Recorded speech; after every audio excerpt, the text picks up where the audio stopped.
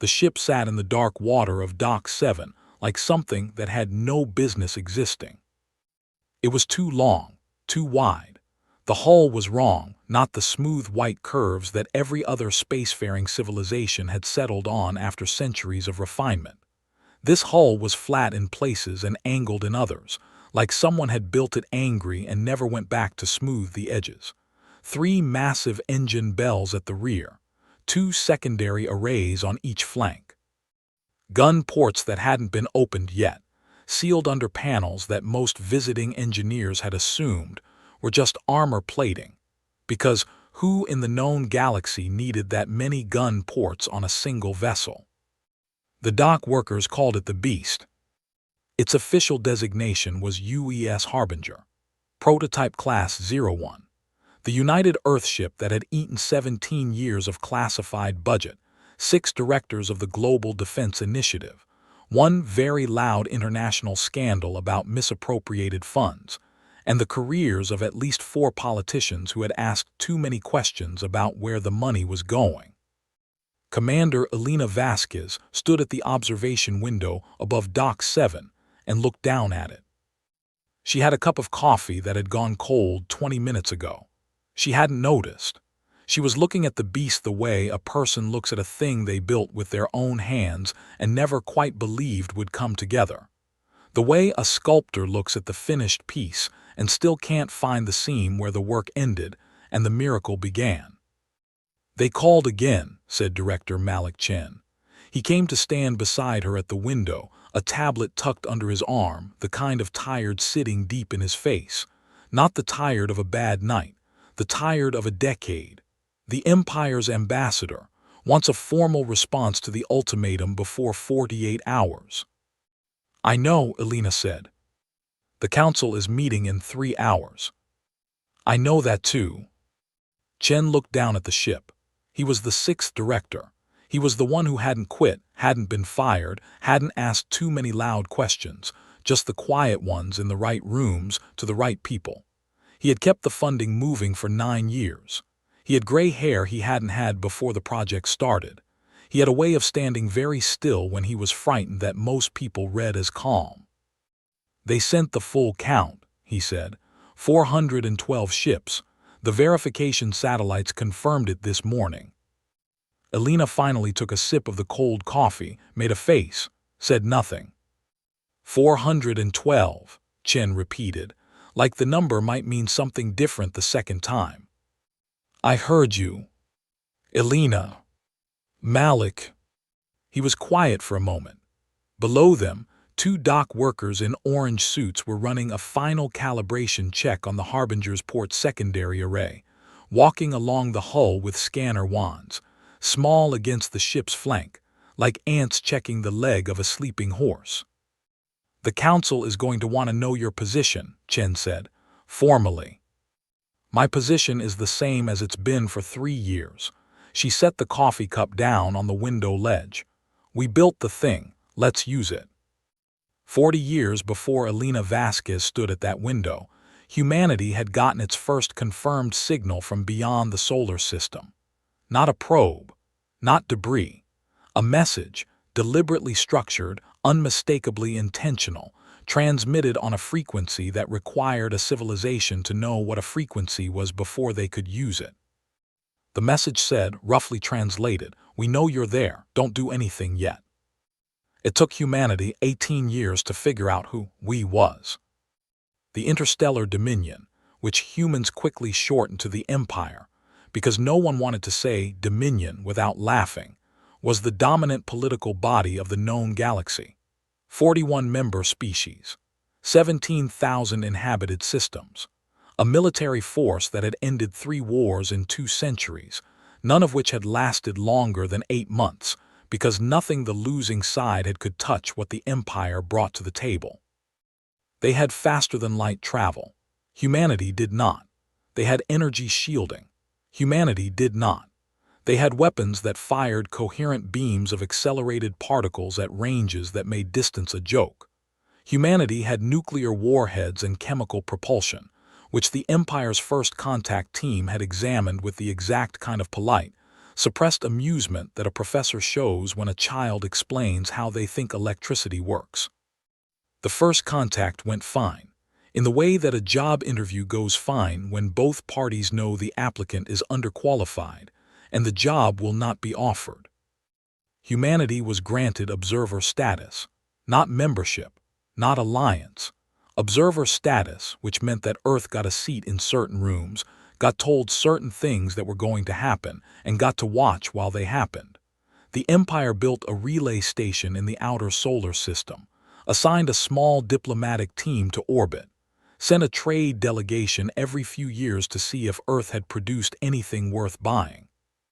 Mostly, the Empire was watching to see if humanity would do something dangerous before it had the power to be truly dangerous. The answer for 30 years was no. What humanity was doing, quietly and without filing the relevant disclosure reports with the Observer Status Charter, was reading everything the Empire had ever published about propulsion, shielding, and weapons technology, studying the design philosophies of 20 alien civilizations, taking notes, arguing more, having very long and very loud conferences in bunkers under 3 different mountain ranges on 3 different continents, where the engineers and physicists and weapons designers sat across tables from each other and took every concept the Empire had ever made public and asked, what would we do differently? The Empire built energy shields that absorbed incoming fire and re-radiated it as heat.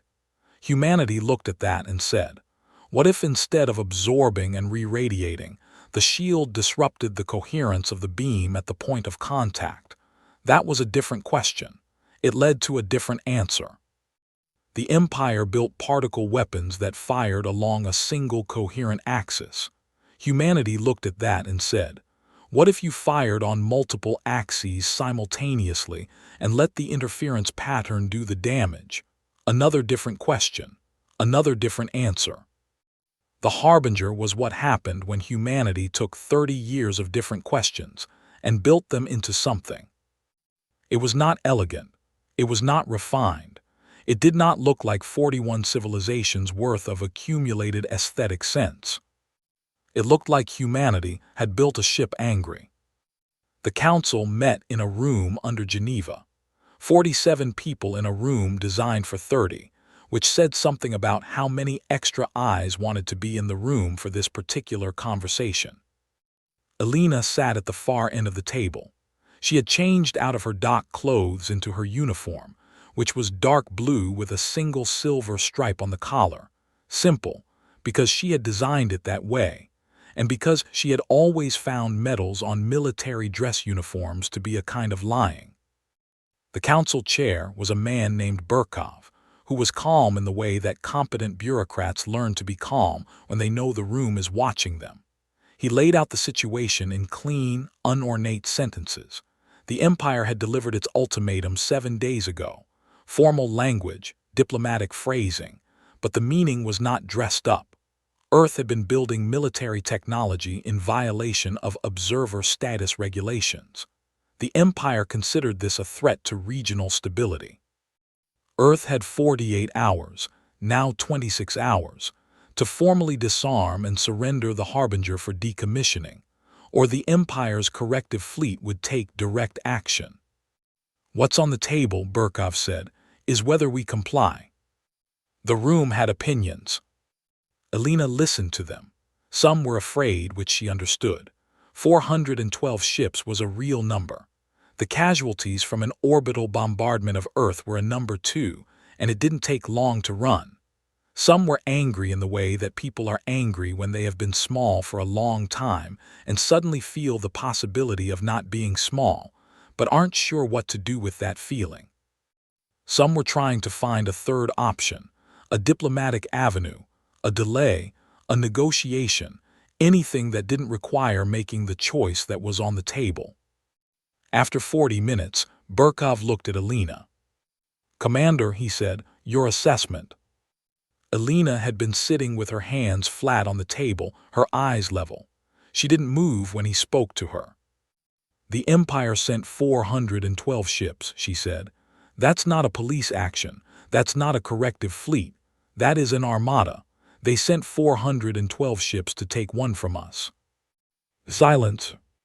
They're afraid of the Harbinger," she said. "They've seen the satellite data. They've run their own assessment.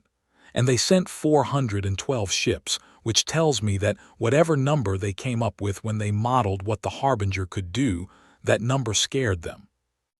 A man 3 seats to her left, one of the generals who had opposed the project for most of its life, said, "Or they sent 412 ships because it's an overwhelming show of force designed to end this without a fight." "Same thing," Alina said. "If they were sure we couldn't hurt them, they'd have sent 20 ships and a strongly worded letter. 412 is what you send when you're not sure." The room was quiet again. "My assessment," Alina said, "is that we don't give them the ship. We launch. We find out who was right about what it can do." She got the authorization at 300.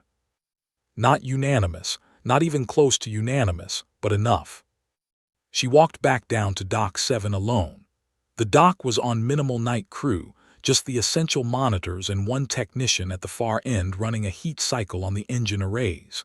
The beast sat in the dark water, hull lights running in low amber standby, and it looked in the half-dark like something that had always been there. Like it had grown from the ocean floor. Like the water had decided, one day, to make something with edges. Alina walked up the boarding ramp, and the ship took her weight, and didn't apologize for any of it. The bridge was smaller than most people expected. Ships the size of the Harbinger in Empire design had bridges the size of basketball courts, all curved screens and wide open space, because the Empire's ship design philosophy had always favored the psychology of command. The feeling of space, of authority, of a captain standing in the center of a wide room and seeing everything at once. The Harbinger's bridge was the size of a large living room, 8 stations, one command chair, central, with direct feeds to every system in the ship hardwired into the arm panels, screens that wrapped around 3 sides, ceiling low enough that a tall person would be comfortable, not awed. It was designed to be worked in, not performed in. Alina sat in the command chair and pulled up the crew manifest. 61 people, the smallest crew ever assigned to a vessel of this class in the history of human space travel, except there was no history of human space travel, so the record was new and theirs alone. She had read every file. She knew where each of them had come from, what they were good at, what they got wrong under pressure. She had chosen all 61 herself. She keyed the ship wide. "This is Commander Vasquez," she said. "We launch in 6 hours. Get some sleep if you can. If you can't, get to your station and run your checks. Either one is fine." She clicked off. Outside, through the dock's high observation windows, the sky above the ocean was still dark. In approximately 26 hours, 412 Empire warships were going to drop out of faster-than-light travel at the edge of the solar system. They were going to form up. They were going to transmit their final demand. And the Harbinger was going to be there to answer it. Alina pulled up the weapons manifest on her arm panel, went through it item by item, the way she always did, not because she didn't know it by memory, she had it by memory, but because the act of going through it was a thing she needed, a way of standing in the reality of what they had built. 32 primary rail accelerators, 16 coherence disruptors, 6 torpedo tubes loaded with kinetic penetrators that didn't have a name in the Empire's weapons catalog because the Empire had never thought to build them, the shield array, the drive system, the 14 other systems that didn't have public names yet because they had been designed in those underground bunkers and had never left them. She got to the end of the list and sat back. Somewhere in the galaxy's most secure strategic databases, the Empire's Admiralty had a file on the Harbinger. She had no doubt about that. They had observation satellites. They had their diplomatic team in orbit. They had almost certainly collected everything they could. What they had collected was the outside of the ship, the hull, the general dimensions, the dock configurations. They had seen the gun ports, or at least some of them, and made their estimates. What they had never seen was what the guns did. Nobody had. The Harbinger was a prototype. It had never fired in combat. It had never been tested against a real target at real range with a real threat on the other side. Everything that Alina knew about what it could do came from simulations, from range tests, from engineers with very confident voices and very large equations. She was about to find out if the equations were right. She closed the manifest, pulled up the navigation display. The solar system spread out in front of her in cool blue light, all the planets in their slow, patient orbits, Earth a small, warm dot near the center. She looked at it for a long time. Then she put the display away and went to get some sleep. They came out of faster-than-light travel in a formation so precise it looked rehearsed. The Empire's fleet had been running this particular maneuver mass emergence in tight grid formation for 200 years. 412 ships dropping back into real space within a 30-second window, spacing themselves at exact intervals, locking their positions before the light from their own emergence could finish crossing the gap between them. It was not just military strategy. It was a statement. It said, "We do not arrive. We appear, all at once, everywhere you look." The Empire called the maneuver the curtain. It worked. It had always worked. The Harbinger's long-range sensors picked up the emergence signatures from beyond Neptune's orbit, and the bridge screens lit up with 412 contact points that bloomed in the display like a field of red flowers, all opening at the same instant. Tactical Officer Sergeant Diana Ose counted them under her breath, got to 100, stopped counting, and just looked at Alina. Alina looked at the display. "Plot the formation," she said. "Already running," Osai said. The formation resolved on the main screen. A wide arc, deep and layered, the way you arranged ships when you wanted to present a wall that had no edge to go around. The Empire's flagship sat at the center back, the position of command and also the position of maximum protection, ringed by 3 full destroyer squadrons, carrier vessels on the flanks, fast attack craft seated through the formation's front line like teeth. It was a textbook corrective fleet posture. Alina knew it because she had read every piece of documentation Earth had ever collected on Empire fleet doctrine, and this was Chapter 1. "Open the channel," she said. The communications officer, a young man named Tors who had the specific stillness of someone who had prepared very thoroughly for a thing, and was now discovering that preparation and the real thing were not identical, opened the fleet-wide channel. Static, then a voice. The translation came through the ship's system in flat, clean tones, stripped of inflection, which was the honest limitation of machine translation, and also, Alina thought, probably an accurate representation of how the voice on the other end felt about this conversation. "This is Grand Admiral Ketharin of the 1st Corrective Fleet, acting under authority of the Interstellar Dominion. You have ignored the terms of your final notice. You have 1 hour to transmit formal surrender of the vessel designated Harbinger and stand down all crew. After 1 hour, we will begin." The channel stayed open. He was waiting for a response. Alina leaned forward in the command chair. "Admiral Ketharin," she said, and her voice went out across the channel and across the gap between them and across 412 ships that were each bigger than anything humanity had ever put in space before this moment. "This is Commander Alina Vasquez of the UES Harbinger. We're not surrendering the ship." A pause. "Commander." The Admiral's translated voice had a quality to it that wasn't quite amusement.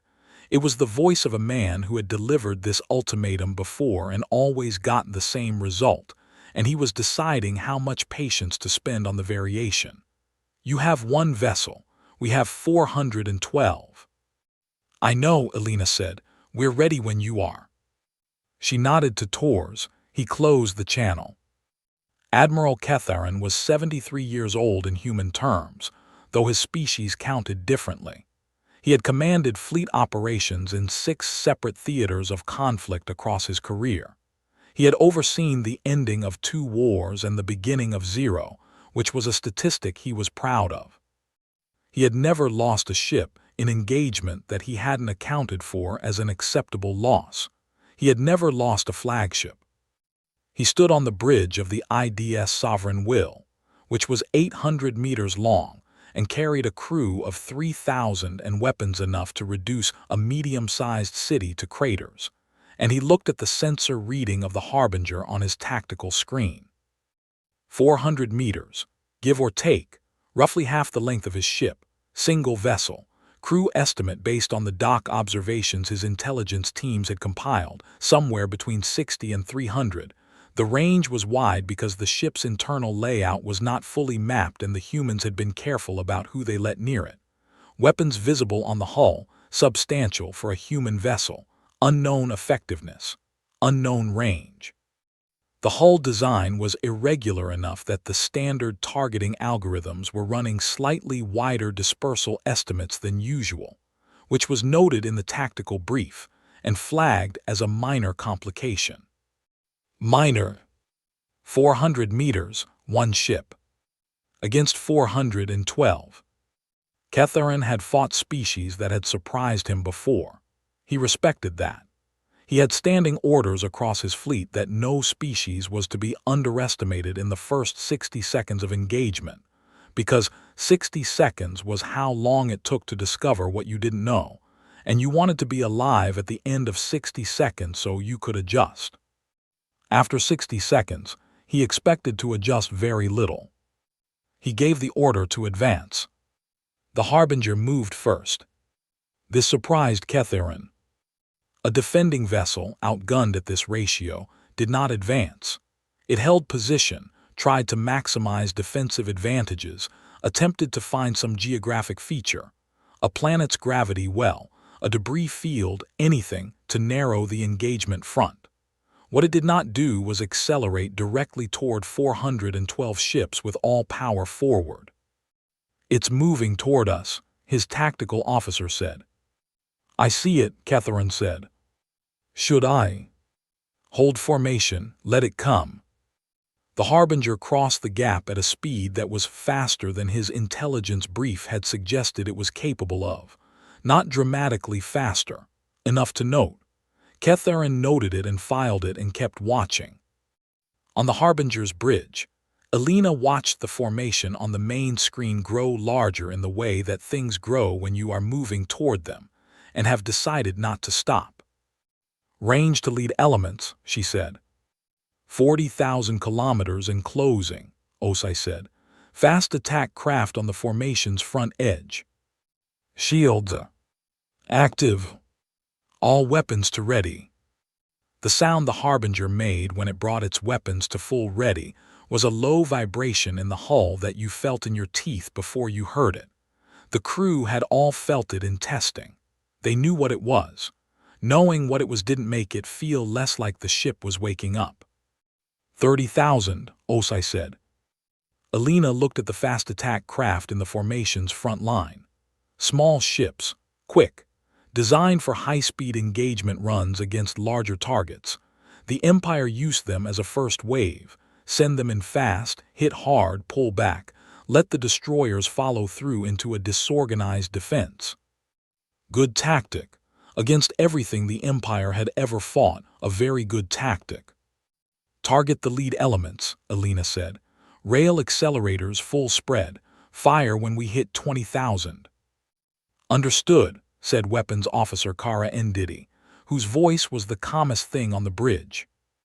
20,000 kilometers. "Fire." The Harbinger fired, and the sound was nothing like what anyone expected. There was no dramatic boom.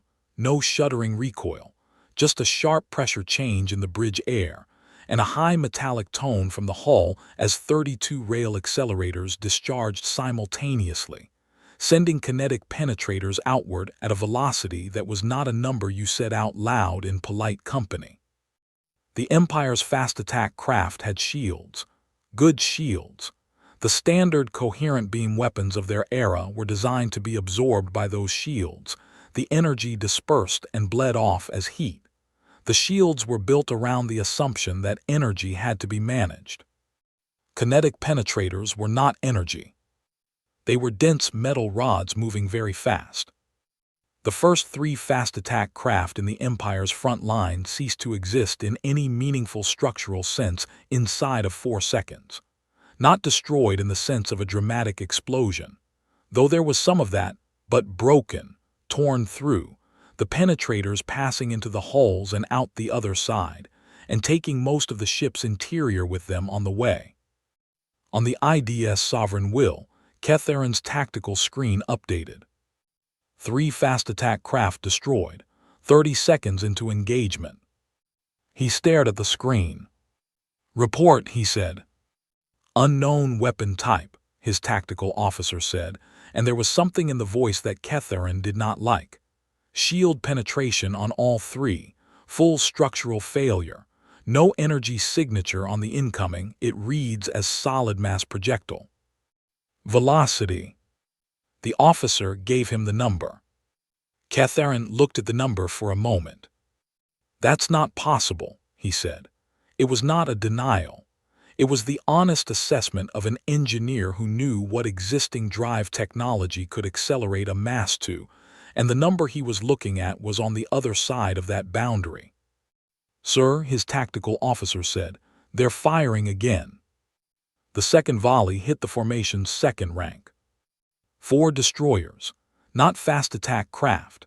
Destroyers, heavy combat vessels with reinforced hulls and shield arrays that had absorbed direct fire from Empire heavy cruisers without failing. The penetrators hit all 4 in a 2-second window. 2 of the destroyers lost their forward sections. 1 lost main power and went dark. 1, the one that had its shield array at full power and its armor plating oriented toward the incoming fire, absorbed the hit, held for a moment, and then the secondary explosion from the compromised shield system finished what the penetrator had started. On every ship in the formation, tactical officers were filing reports that said variations of the same thing. Unknown weapon, unknown velocity, shields not effective, recommend immediate tactical revision. Ketharin got the reports, read them, stood very still. "Move the formation forward," he said. "Full advance. All ships open fire on the Harbinger. I want overlapping fields, everything we have." The Empire's fleet had firepower that could crack a moon if you concentrated it. 408 remaining ships opening fire simultaneously on one target was not a tactic that left the target room to negotiate. The Harbinger flew straight into it. The Empire's coherent beam weapons hit the Harbinger's shields, and something happened that Ketharin had never seen in 73 years of combat experience. The beams did not splash. They did not heat the shield and disperse. They hit the shield boundary and the coherence broke. The tight, organized wave structure of the beam came apart the way a perfect line of soldiers comes apart when the ground gives way underneath them, all at once, into chaos. The energy was still there. It still hit. But a coherent particle beam that has lost its coherence is a fraction of the weapon it was a moment ago. The Harbinger's hull lit up with impacts. Screens on Alina's bridge flashed amber warnings. Shield strength dropping. Systems registering stress. One outer panel on the port flank reading elevated heat. Not zero damage. The math of 408 ships was still 408 ships. But the Harbinger kept moving. "Return fire," Alina said. "Torpedoes, target the carrier vessels on the right flank." The torpedo tubes opened, and 6 kinetic penetrators of a larger class went out, and behind them the rail accelerators were cycling for a third volley, and the coherence disruptors on the Harbinger's flanks were already doing something to the space around the ship that the Empire's targeting systems would take 3 minutes to notice and longer to understand. On the Empire's lead destroyer IDS Ironpoint, the targeting solution for the Harbinger was clean 1 second and gone the next. The ship was still there on visual. On the sensor array it was there, but the targeting lock, the precise, calculated firing solution that every weapons system on every Empire ship required before it would discharge, kept sliding, recalculating, sliding again. The weapons officer on the iron point ran a diagnostic, ran it again, reported to the captain that the targeting system was functioning normally, and the problem was that the target wasn't cooperating. The captain sent this report up the chain. Up the chain, it joined 17 other identical reports from 17 other ships. The Harbinger's third rail accelerator volley hit the Empire's formation, while Catharin was reading the reports. He looked up from the reports at his tactical screen. He stood there for a moment longer than he intended. He had given this fleet one job that any competent military force in the known galaxy could do: find one human ship, an experimental vessel that had never fired a shot in anger before today, take it apart. What he was looking at on the tactical screen was not the beginning of that job getting done. What he was looking at was 16 more contacts gone. One ship. 19 contacts gone in under 4 minutes. He had not adjusted his tactics enough in 60 seconds. He was adjusting them now, and what he needed, what he had not brought, because he had not thought he would need it, was something that worked. "Get me the formation commanders," he said. His voice was level. It was the voice of a man who had been surprised before and knew that surprise was information and information was how you won. He was using all of that experience and all of that discipline and all of that professional calm to stay ahead of the thing that was happening, which was that the Harbinger was not behaving like a prototype. It was behaving like a weapon that had been waiting a very long time to be used. Outside in the dark between planets, the beast was just getting started. Catharin's first tactical revision was the swarm. He pulled the fast attack craft, what remained of them, out of the front line and sent them wide. Not forward, wide. Arced them around the Harbinger's flanks while the main formation held the ship's attention from the front. Fast attack craft were designed for this. Close the distance fast, fire at point-blank range where targeting solutions didn't need to be precise, where the shield stress from multiple simultaneous close-range hits could build faster than the shield array could compensate. It was the tactic that had broken 3 heavy cruisers in the Vashari conflict 9 years ago. The fast attack craft split and ran wide and came around both flanks of the Harbinger at full speed, 46 vessels converging from 2 directions. Elena watched them come on the rear tactical display. "Osai," she said. "Counting 46, Osai said. 23 each side, they're fast." "I see them." Elena looked at the main display. The formation's front line was still advancing, still firing, still trying to pound the shields down from the front. Double threat. Front and both flanks at once. It was a good move. She had read about it in the captured tactical manuals. She had planned for it. "Ndidi," she said. "Flank arrays." "Ready." "Fire on my mark. Full spread both sides simultaneously." The fast attack craft came in. They were very fast. They were 30 seconds from effective firing range when the panels along the Harbinger's flanks opened.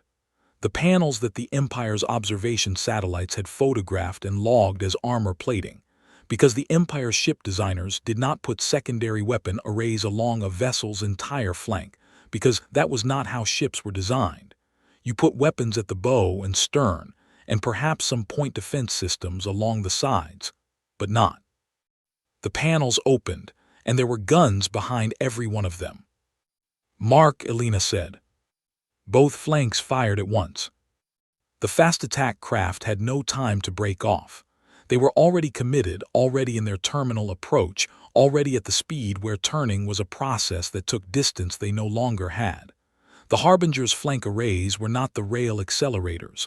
Those were bow-mounted, heavy, designed for long range. The flank arrays were something different, shorter range, higher rate of fire. They had been designed in a bunker in New Mexico by a weapons engineer named Dr. Fatima Akafar, who had spent 11 years thinking about one specific question. What do you do when something gets close? What you did, Dr. Akafor had decided, was fill the available space with enough metal moving fast enough that the available space became uninhabitable. The fast attack craft on both flanks ceased their approach. Some of them ceased everything else too. Ketharin's tactical screen updated. He looked at the numbers. He looked at them for a long moment, doing the arithmetic, and what the arithmetic said was that he had now lost 31 fast attack craft and 14 destroyers in under 8 minutes, and the Harbinger's shields were at his tactical officer gave him the read, 71%. 71. He had thrown the full fire of his front formation at that ship for 8 minutes and taken its shields to 71%. He had lost 45 ships. Admiral, it was his second in command, an officer named Vess, who had the careful voice of someone choosing their words very precisely. Their shield profile is not degrading at a rate that. I know, Ketharin said. At our current loss rate. I know what the rate is, Ketharin said, still level, still the controlled voice, but something underneath it now that Vess heard and did not comment on. Give me the formation commanders. I need to speak to all of them. On the observation platform of the neutral relay station above Mars, the Empire's diplomatic liaison to Earth, a being named Counselor Esh, watched the battle on the long-range sensor feed with both sets of hands pressed flat against the console in front of him. Esh had been assigned to the Earth observation post for 6 years. He had filed 240 reports in that time, most of which described humanity's slow and unimpressive progress toward becoming a minimally relevant member of the galactic community. He had attended their conferences. He had watched their news. He had eaten their food, some of which he considered genuinely interesting, and most of which he considered a cry for help. He had also watched the Harbinger being built from a respectful distance through the relay station's optics. He had filed reports on it. He had described its dimensions, its apparent weapon loadout, its unusual hull configuration. His reports had been received, processed, and rated as moderate priority intelligence by the Empire's Strategic Assessment Division. Moderate priority. He was watching the tactical feed now and doing his own arithmetic, the same arithmetic Ketharin was doing on the other side of the engagement, and arriving at the same place. He opened a channel to the Empire's nearest communications relay and began composing a message to the Strategic Assessment Division that he privately felt they deserved to receive at high volume. He did not send it, not yet. He kept watching. Because there was something else, something the feed had just shown him that he was not certain he had read correctly. He zoomed the sensor feed in on the Harbinger. The ship's shield readings were dropping. 71%, 68. The front formation was still pouring fire into it from close range now as the formation advanced, and the shields were coming down under the sustained pressure of nearly 400 ships' worth of weapons fire, even with the coherence disruption doing its work. 64%. 61. Esh watched. And then the Harbinger did something that Esh, in 6 years of watching humans, had learned to identify as distinctly, specifically human. It did something that no reasonable civilization's ship designer would include in a vessel's systems, because no reasonable civilization would think it was a good idea. The Harbinger accelerated, straight toward the center of the formation. Not away, not to the side, not a defensive maneuver of any kind, directly toward the heart of the Empire's fleet, where the destroyers were thickest and the fire was most concentrated, at a speed that said either the people inside it had made peace with dying or they knew something about the next 30 seconds that the Empire did not. Esh pressed his hands flat against the console harder. On the bridge of the Harbinger, every screen was amber or red. Shields at 58% and dropping. Port flanks showing 2 panel failures.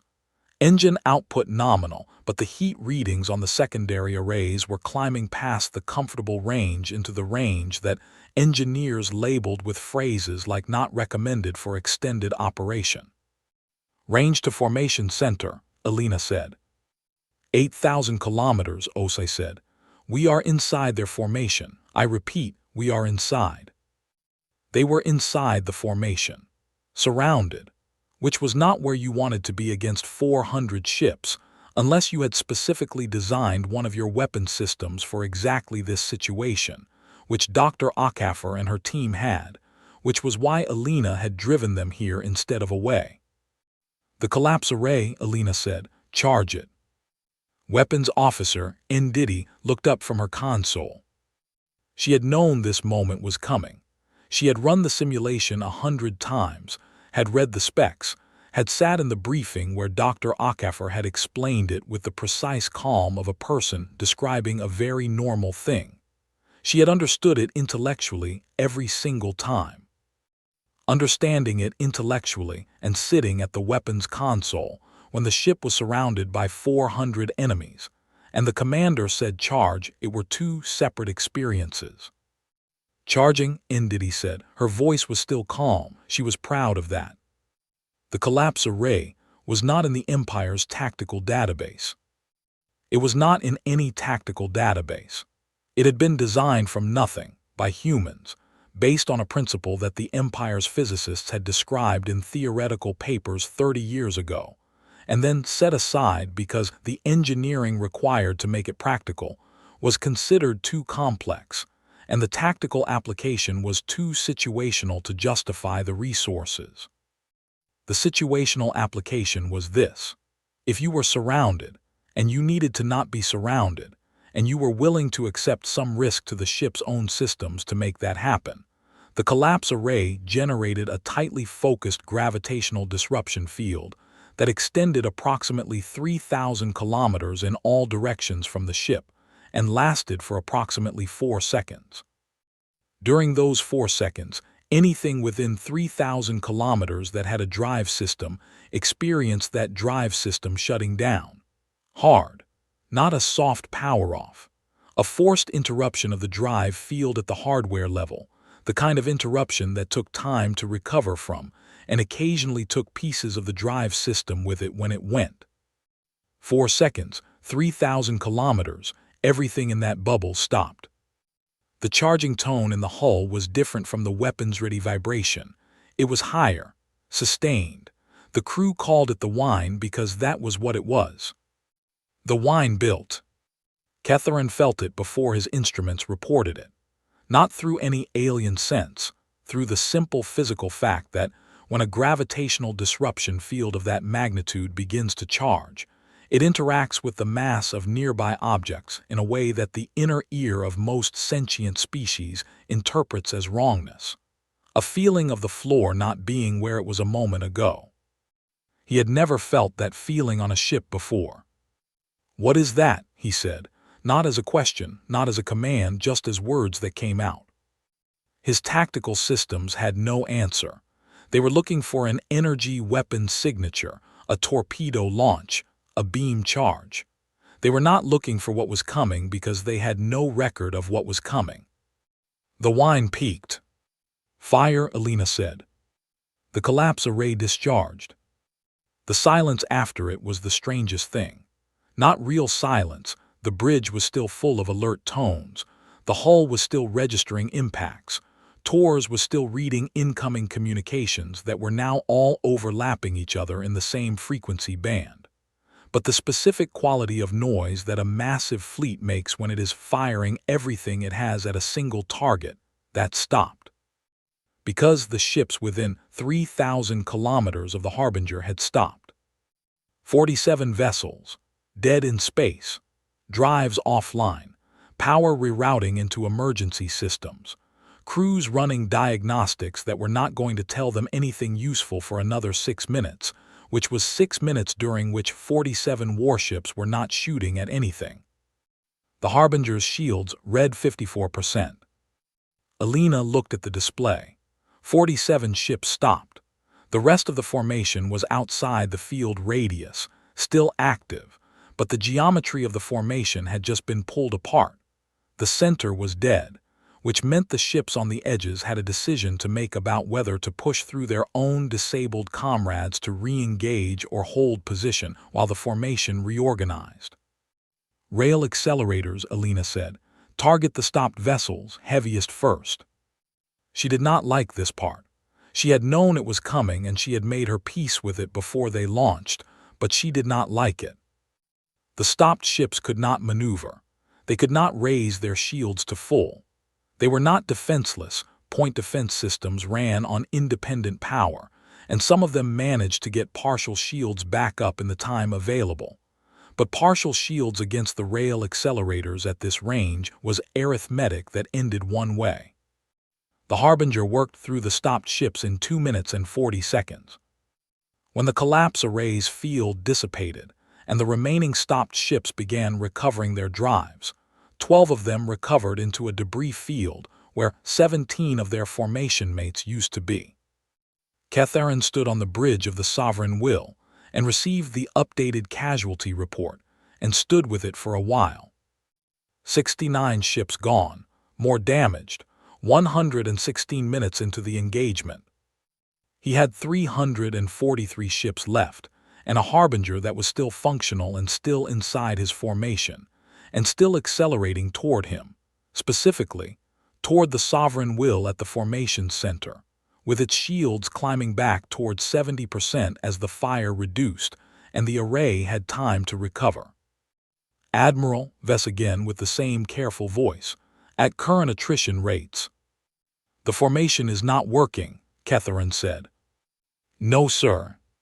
"Spread them, take the formation apart. Individual ship engagements, maximum dispersal. Make them chase separate targets." It was the opposite of everything Empire doctrine said. You did not disperse a fleet. You kept concentration of force. Concentration of force was the principle that had won every engagement in 2 centuries of imperial military history. But concentration of force assumed that the enemy could not sit inside your formation and shut off your engines. Vess gave the order. The formation began to spread. Alina watched it on the main display. The tight grid dissolving outward, ships peeling off in different directions, the organized wall becoming a scatter. She picked up her coffee cup. It was still warm. She had not thought about the coffee since they launched. "They're dispersing," Osai said. "I see it. What do we do?" Alina drank the coffee, set the cup down. "We go after the flagship," she said. "Everything else will follow." Osai looked at her. So did Tors. So did Ndidi from the weapons console. Because if you went after the flagship was where the Admiral was. And the Admiral, now that his formation was coming apart, now that his numbers were wrong and his tactics were wrong, and everything he had brought to this fight was not the right tool for the job, the Admiral was going to do one of 2 things. He was going to find something that worked. Or he was going to run. Alina was betting on run. She needed him to run. Because she needed the rest of the fleet to see him do it. "Set course for the Sovereign Will," she said, "full power." The Harbinger turned and went after the biggest ship in the Empire's fleet, and behind them on every screen the scatter of 343 warships watched it come.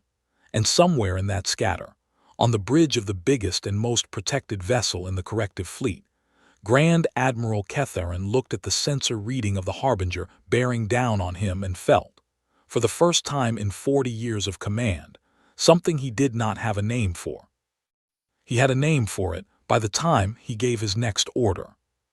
The name was run. Catharin did not call it a retreat. He called it a tactical repositioning. He transmitted the order to Vess in the clipped, precise language of a commander who has made a decision and needs the decision executed before the thinking behind it can be examined too closely. He needed distance from the Harbinger. He needed to get the Sovereign Will outside the range of whatever the disruption field was, recalibrate his targeting systems, and reassess the engagement from a position that did not have a 400-meter problem bearing down on him at full power. Tactical repositioning. Vess repeated the order without comment. The Sovereign will turned. It was a big ship. Turning took time. In that time, every vessel in the dispersed formation, 343 ships scattered across a volume of space the size of a small country, received the same sensor data, the same image on their tactical screens. The Empire's flagship, the largest and best protected vessel in the corrective fleet, turning away from one human ship. Nobody said anything on any of those bridges. Nobody had to. Elena watched the flagship turn on the main screen. "There it is," she said. Not to anyone in particular, to the room, to the ship. The Harbinger felt different in that moment, or maybe she felt different. Which was the same thing when you had been in command long enough that the boundary between yourself and the ship blurred in ways that were hard to explain to people who hadn't sat in this chair. "He's running," Osai said, and her voice had something in it that wasn't quite disbelief. It was the sound of a person watching something they calculated was likely and still not quite believing it when it happened. "He's repositioning," Elena said dryly. Ndidi made a sound, not a word, just a sound. "Maintain pursuit," Elena said. "Keep him running, don't fire on the flagship yet." Tors looked up from communications. "Commander, we're getting hails from 14 separate formation vessels. They're requesting, it looks like they're requesting ceasefire terms." Elena looked at him. 14. 15 now, Tors said. She had known this was possible. She had briefed it as a possibility. The logic was clean. A fleet's morale is tied to its command structure the way a building is tied to its foundation. You do not take down a building by hitting the walls. You go for the foundation. If the flagship ran, the fleet saw the flagship run. And a fleet that has watched its admiral run from one ship has a question to answer, not a tactical question, a personal one, about what exactly they are still doing here. "Don't respond to the ceasefire hails yet," Elena said. "Keep them waiting. Tors, open a channel to Earth. Director Chen." In the operations center under Geneva, Malik Chen had not sat down in 4 hours. He had watched every second of the engagement on the main display. He had watched the tactical count climb, 10 ships, 20, 40, 69. And he had felt something that he could not have accurately named, a mixture of vindication and horror, and a third thing that had no word, the feeling of watching something you believed in for 17 years prove itself in the most brutal possible way. The room around him was silent in the specific way that rooms go silent when everyone is watching something that is larger than any of them, and nobody wants to be the first to speak and break the spell of it. When Elena's channel opened, the room came back to life. "Commander," Chen said. "Malik," her voice on the channel was level, not excited, not relieved, level the way it always was, which was what he had hired her for. "The flagship is running. 15 ships requesting ceasefire. 328 ships still active, but the formation is gone and they're watching their admiral leave.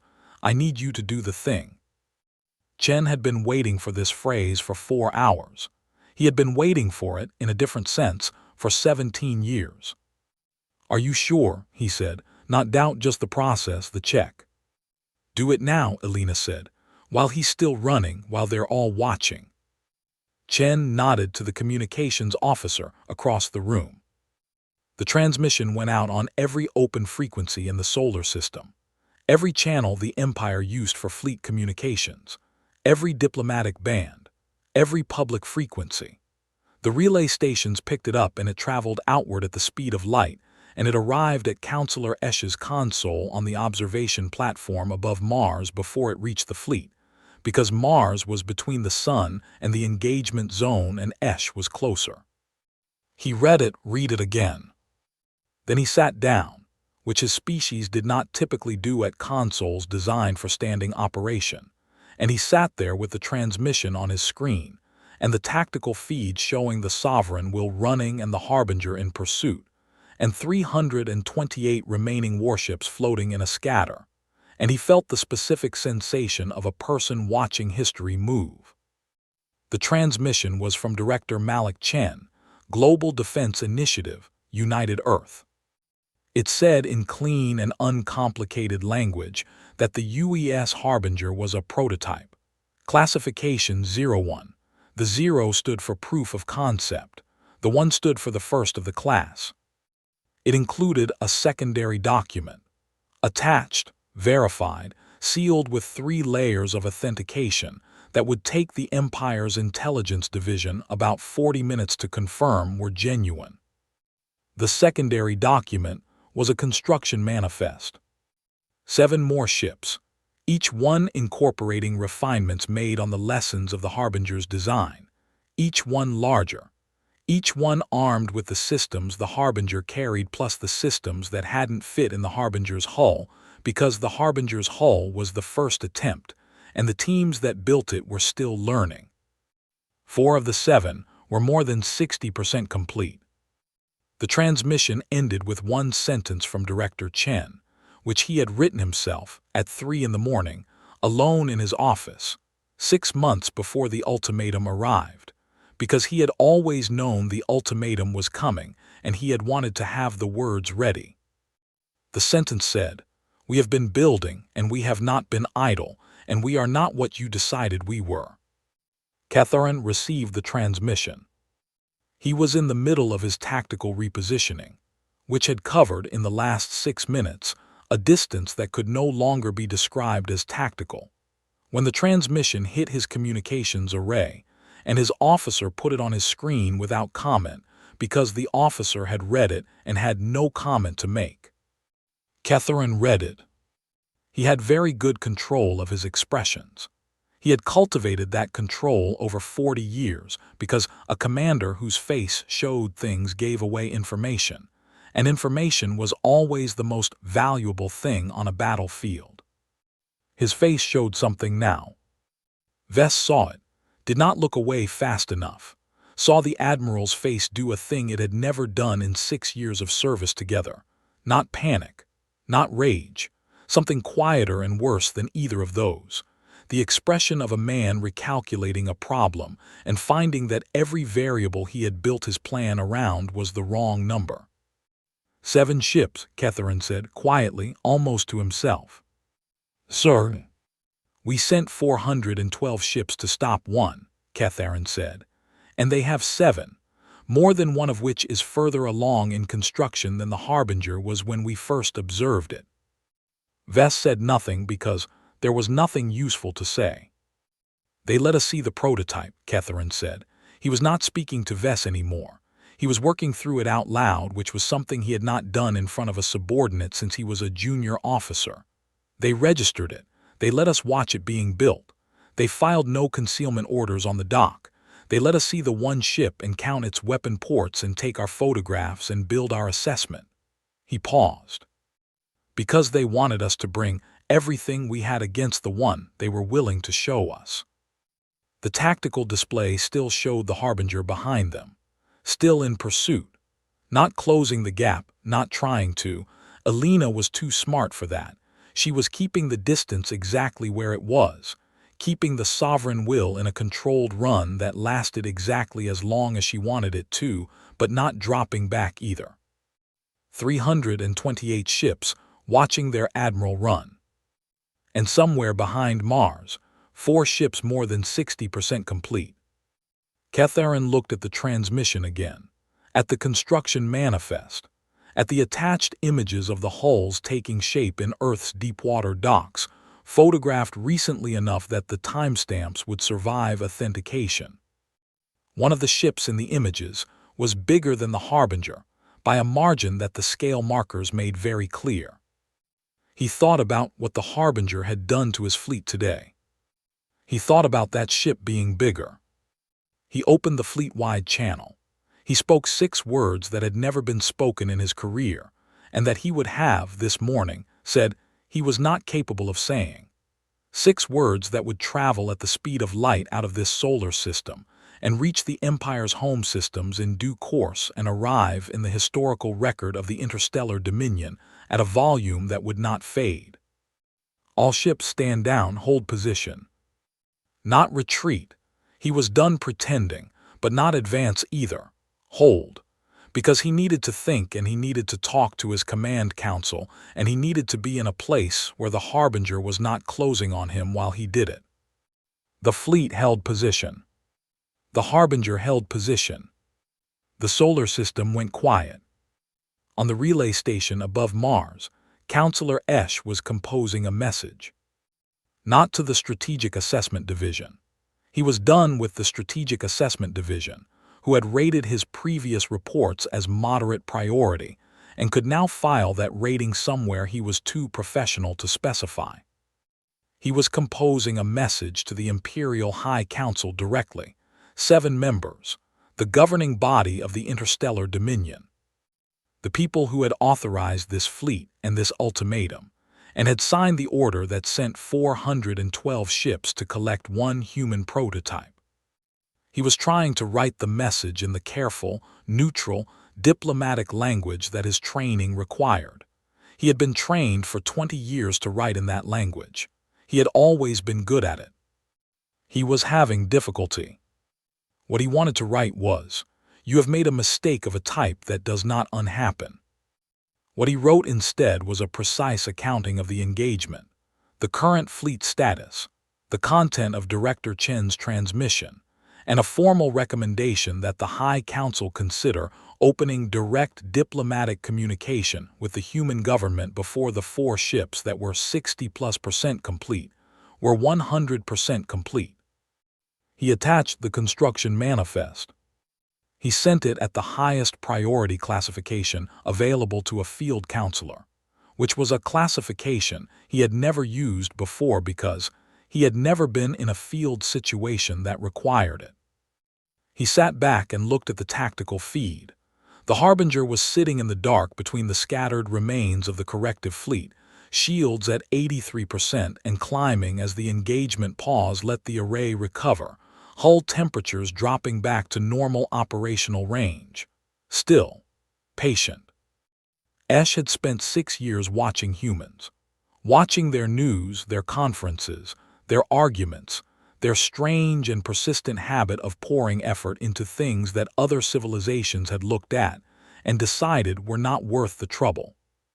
He had watched them build the Harbinger with a kind of polite professional disbelief, not because he thought they couldn't do it, but because he had assumed they were doing what civilizations at Earth's development stage always did, which was build the thing they had been shown how to build.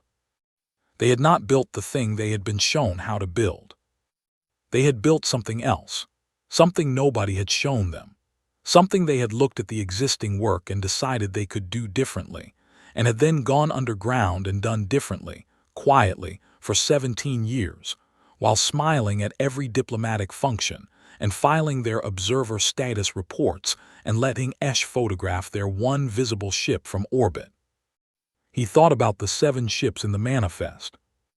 He thought about the fact that the manifest was the document they had chosen to release, not the total picture, the document they had decided at this specific moment to let the Empire see.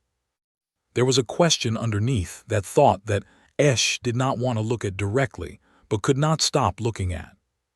Which was, if this is what they chose to show us today, what else are they still not showing us? Elena stood the Harbinger down from combat alert at the 4-hour mark. Not stood down completely, shields stayed active, weapons stayed in ready state, the crew stayed at their stations. But she cut the full alert status because full alert status burned the crew, and the crew had been burning since before they launched, and she needed them sharp for whatever came next. Whatever came next was going to be decided by what Catherine did in the next few hours. He was going to call home. He was already calling home. She could see the heavy encryption transmission going out from the sovereign will on the comms display, tight beam toward the relay network, bouncing toward the Imperial home systems. He was filing his report and asking for guidance and waiting for someone with more authority than him to look at the situation and decide what a situation like this was worth. She knew what it was worth. She had known for 17 years. Chen's voice came through her earpiece, private channel.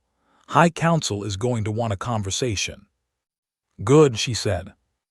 They're going to come in hard. They're embarrassed and they're scared, and those are not comfortable things for a civilization that hasn't been scared in 200 years. Good, Elena said again. Elena. Malik, we just showed them what we built. She looked at the main display, the scattered fleet, the running flagship now holding position, the solar system around them quiet. Now we show them what we want. Chen was quiet for a moment on the line. Then, the council's already arguing about terms. They can argue, Elena said. We have time. She looked out at the stars. Not through a window. The Harbinger had no windows on the bridge, just screens, just data. But she looked at the starfield image on the main display, the way people have always looked at stars when they are sitting in the middle of something large and trying to hold the shape of it in their minds. 328 ships holding position, a flagship that had run, a transmission out across the galaxy that said we are not what you decided we were. And 7 more ships in the water back home, growing. The Harbinger sat in the dark and waited, and the dark was theirs. The High Council's response came 11 hours later. Not from Catherine, not through the fleet's communications array. Through the official diplomatic channel, the one that had carried 40 years of observer status reports and trade delegation schedules and politely worded reminders about regulatory compliance. The channel that had always, until this moment, carried traffic in one direction, from them to Earth, instructions, assessments, notices. This time it carried a request.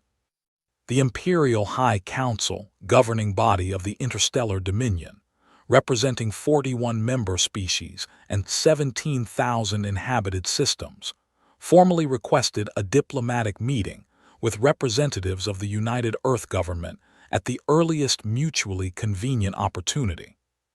Mutually convenient. Tors read it off his screen twice to make sure he had the translation right. Then he turned to Elena with the expression of a man who wanted very much to say something, but couldn't find the words that were big enough. Elena read it herself. Tell them tomorrow, she said. 1400 hours, Geneva. They can use the same conference room they used for the observer status meetings. She had specifically chosen the same room. Chen had asked if she wanted somewhere larger, more formal, more appropriate to the occasion. She had said no. The same room, the same table. She wanted whoever walked in there for the Empire to sit down in the same chairs where humanity had sat for 30 years being given instructions, and she wanted that to be the first thing they felt when they walked through the door. Tors sent the reply. Catherine began his fleet's withdrawal 6 hours after the stand-down. Not fast. There was no running now. That had happened once, and it would sit in the record, and he could not undo it, but he would not do it again.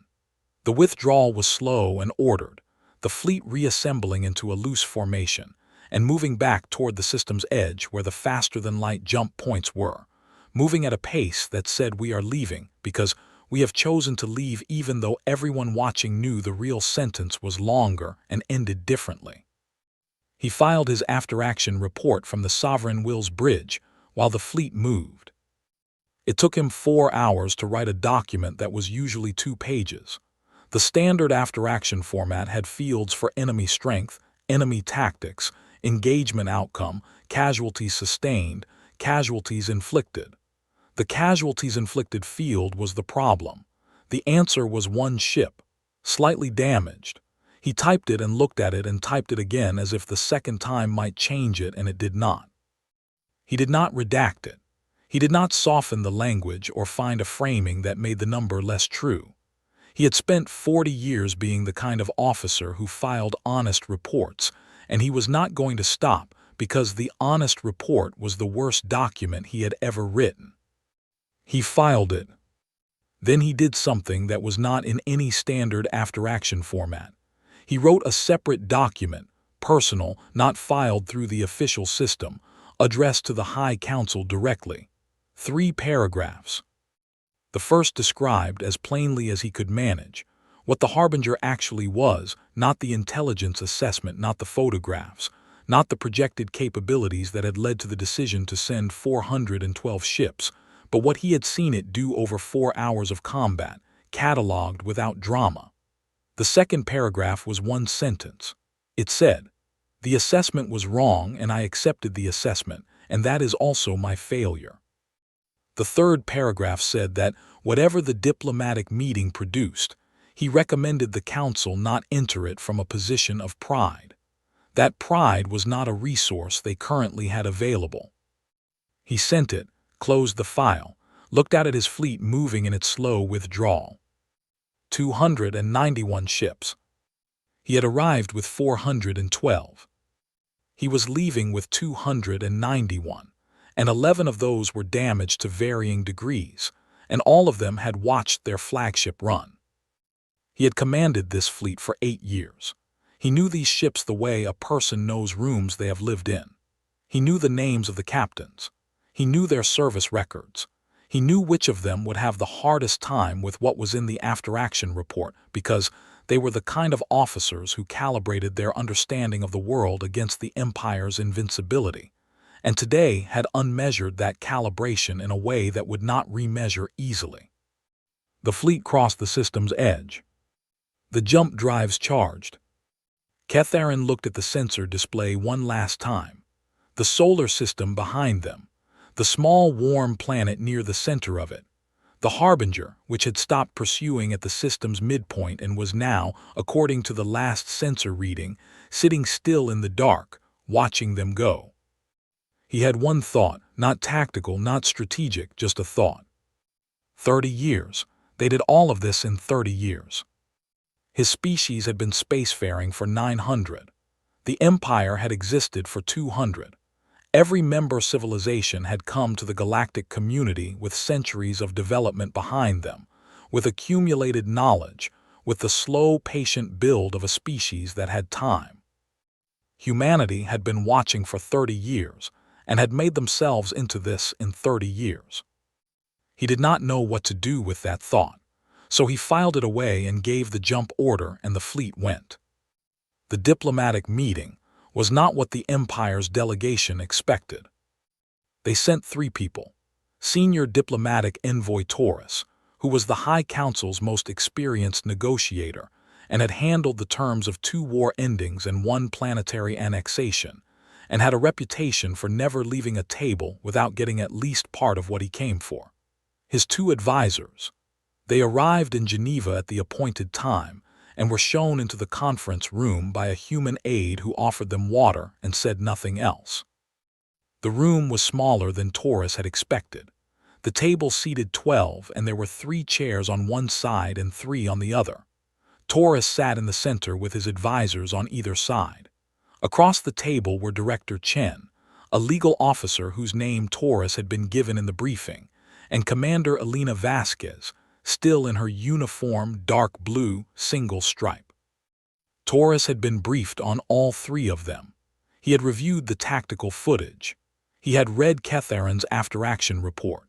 He had come to Geneva with an offer that the High Council had authorized, and that Taurus privately considered more generous than he would have recommended, given the circumstances, because the circumstances were what they were, and there was no point pretending otherwise. He laid the offer on the table before the opening statements were finished. Full member status in the interstellar dominion, a seat on the Council's outer assembly, trade access at member rates, the fleet withdrawal already in progress, formal acknowledgement that the Harbinger's construction did not constitute a violation of observer status terms, which was a legal reinterpretation that the Empire's lawyers had worked on through the night, and which Taurus personally thought was creative to the point of fiction, but it was what they had. It was a good offer. Taurus had seen smaller civilizations accept smaller offers with more gratitude. Chen listened to the whole thing, then he looked at Elena. Elena looked at Taurus. "That's the offer," she said. "It was not a question." That is the offer, Taurus said. I think you'll find it. We want full member status, Elena said. We also want the observer status framework dissolved for all current observer civilizations, not just us, all of them. Taurus paused. There were currently 11 civilizations holding observer status in the interstellar dominion. 11 species at various stages of development, sitting in the waiting room of the galactic community, being assessed, being watched, being given the same polite and suppressed evaluation that Earth had received for 30 years. That is outside the scope of this negotiation, Taurus said. We're making it in scope, Elena said. Observer status is a system designed to keep developing civilizations from developing in ways you don't approve of. We understand the impulse. We also built 8 warships while holding observer status, so the system does not work as advertised. She let that sit for a moment. Dissolve it. Offer membership tracks to all current observers. That's our condition. Taurus looked at her, then at Chen. Chen had the expression of a man watching someone else do exactly what he would have done. You're asking us to restructure 40 years of diplomatic framework, Taurus said. We're asking you to stop running a waiting room for civilizations you decided weren't ready yet, Elena said. You didn't decide correctly about us. There's a reasonable chance you haven't decided correctly about some of the others either. Taurus sat with this. He had not been authorized for this. It was not in the scope of what the High Council had briefed him for. He would need to send back to the Council, and the Council would need to discuss it, and there would be factions against it and factions for it, and the whole machinery of imperial governance would grind through the question over weeks or months. I'll transmit the request, he said carefully. Thank you, Chen said. The meeting ran for another 2 hours on secondary terms, trade protocols, communication frameworks, the formal acknowledgement document. And when it was done and the Empire's delegation was being escorted back to their transport, Taurus stopped at the door and looked back at Elena, who was still at the table gathering her notes. Commander, he said, the fleet, 412 ships. He seemed to be choosing his words. You knew what we would send. We had estimates, Elena said. You let us see exactly what you wanted us to see. She looked at him. You observed us for 30 years, envoy. It would have been strange not to pay attention. Taurus left. The news traveled fast. Not all news traveled fast. The galaxy was large and signals took time. But a corrective fleet withdrawing from a system it had entered with 412 ships and left with 291 was a signal that did not need a transmission. The withdrawal itself was the broadcast. Fleet movement that size left traces in a dozen independent sensor networks. The independent networks talked. The story assembled itself from the pieces, raggedly and fast, the way big stories always do.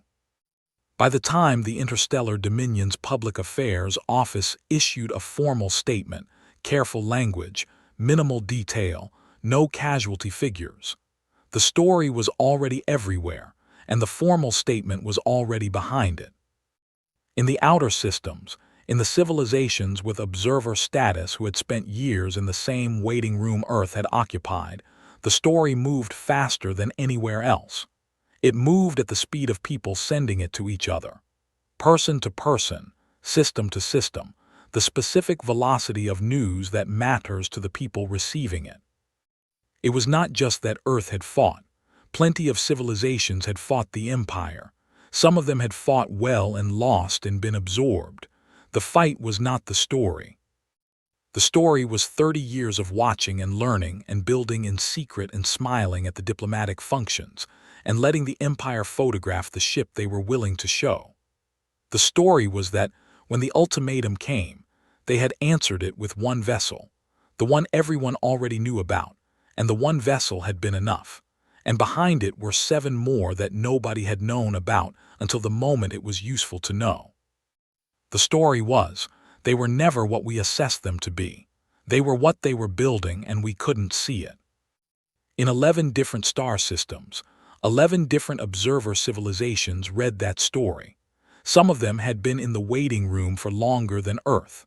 Some of them had stopped building certain things, quietly, when the Empire's observers noticed and filed reports. Some of them had docks that had been empty for a long time. The docks were a long way from full.